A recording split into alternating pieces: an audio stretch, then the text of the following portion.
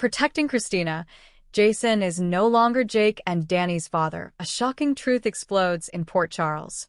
Port Charles is no stranger to explosive secrets, long-lost relatives, and jaw-dropping betrayals, but nothing could prepare its citizens, or longtime viewers, for the twin bombshells about to detonate across town.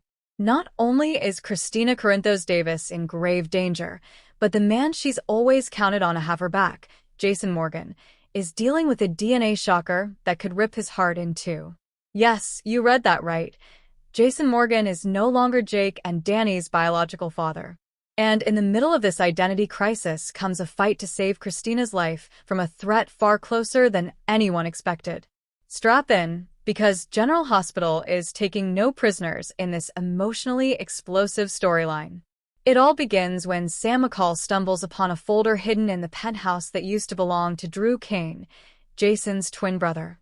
With Drew still recovering from his recent shooting and under heavy guard, Sam takes it upon herself to go through his private research to see what he may have discovered before his attack. To her horror, the documents indicate that Jason's DNA markers don't match those on Jake or Danny's latest hospital charts.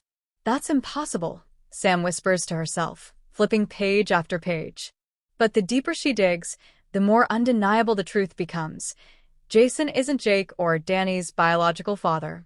Drew had begun uncovering it weeks before he was shot, and now the final piece has fallen into Sam's hands. When Jason returns home after another mission with Anna Devane, Sam confronts him with the documents. At first, he refuses to believe it. "I've raised those boys. I was there when Danny was born. I risked everything for Jake." Sam nods, tears in her eyes. "You did. You always have. But Jason, this says you're not their biological father." Testing confirms it. And as Jason looks at the results, the silence between him and Sam is deafening. Jake belongs to someone else entirely. And Danny? That truth is even more disturbing. He's Drew's biological son. The deeper they dig, the clearer it becomes. This was no accident. Helena Cassadine had manipulated the embryos during one of her earlier experiments on Jason and Drew, swapping DNA and controlling their lineages like a chessboard. And why? For power. For vengeance. For control. Helena didn't just want to break Jason Morgan. She wanted to erase him from the Cassadine War entirely, and now, her plan is coming to fruition long after her death. With Jason's legacy now in question, his connection to his sons is shattered, on paper at least. But the emotional bond? That's harder to break. Especially with Danny, who refuses to believe any of it. "You're my dad and nothing changes that," Danny says, hugging Jason with all the strength in his small frame. While Jason reels from this emotional earthquake, another storm is brewing across town, this one aimed directly at Kristina Corinthos Davis. After launching her LGBTQ+ community center and embracing her role as a voice for change, Kristina has been making waves in Port Charles. But not everyone is applauding her progress. A shadowy figure begins leaving threatening messages outside the center, warning her to stop promoting what they call dangerous ideas. At first, Kristina brushes it off. Just some angry troll who's too cowardly to show their face. But when her apartment is ransacked and photos of her family are shredded on her bed, she knows this is bigger than internet hate. It's personal. Jason, still processing his DNA disaster, doesn't hesitate when he hears Kristina is in trouble. "She's family. Blood or not," he growls to Sonny. For Kristina, Jason has always been the stable, protective force in her life, especially when Sonny wasn't emotionally available.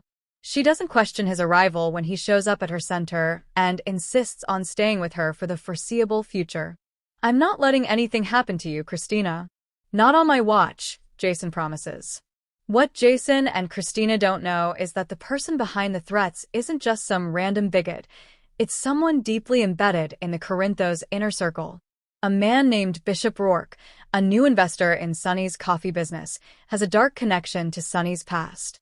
Years ago, Sonny unintentionally destroyed Rourke's sister's life during one of his territorial wars in Puerto Rico.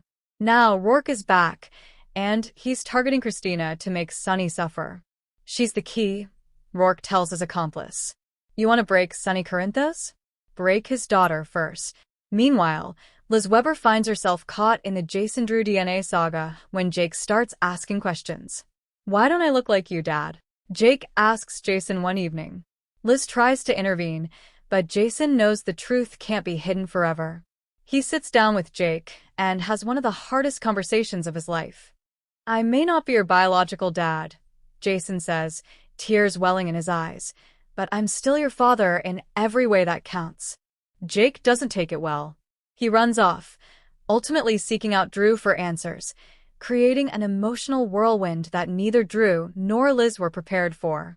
For Sam, the DNA reveal reignites questions she thought she buried years ago. She begins to wonder if Drew is the man she was always meant to be with, especially now that Danny is his biological son. Jason sees it in her eyes.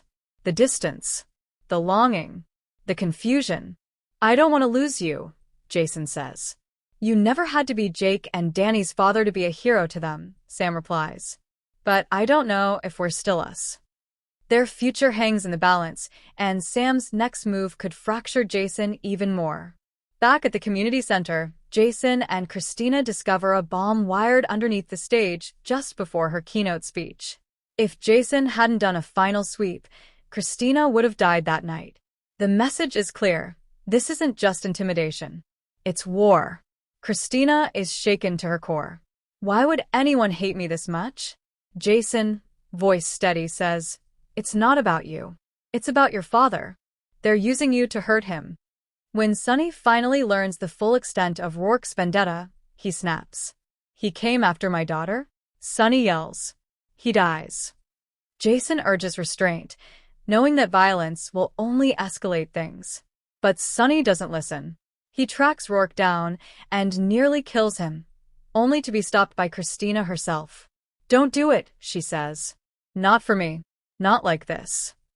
In that moment, Sonny sees what his choices have done to Kristina, and it breaks him. After Rourke is arrested and the threat is neutralized, Kristina begins rebuilding her center. But this time, she adds a new security wing, dedicated to victims of hate crimes. Jason helps her with the logistics, staying close as she finds her strength again. Meanwhile, Jason receives a surprise visit from Danny. The boy brings a photo of them together, taped to a letter. "You're my dad. That's all I know. That's all I care about." Jason breaks down, hugging Danny, understanding that sometimes love is thicker than blood. As Sam watches Danny and Jason together, she realizes that DNA never made them a family. Heart did. But she also acknowledges something new inside herself, peace with Drew, and a desire to let Jason go, for now. She gives Jason a kiss on the cheek. "Whatever happens next, you'll always be their father." Drew, now awake and recovering, offers Jason an olive branch. "We were both manipulated. Let's not let Helena win by tearing us apart." The brothers clasp hands, united again. Kristina stands before a packed room at her newly secured community center and delivers a passionate speech. "I was almost silenced, but love, family, and courage kept me standing.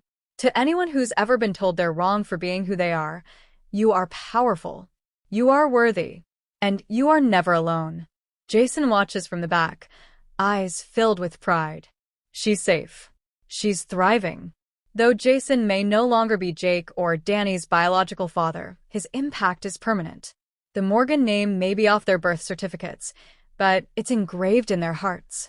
Kristina honors him by naming the new security program, Project Morgan, in tribute to Jason's loyalty and strength. And as the sun sets over Port Charles, Jason looks toward the future, not as the man defined by his DNA, but as the protector, the father, the brother, and the friend he's always been.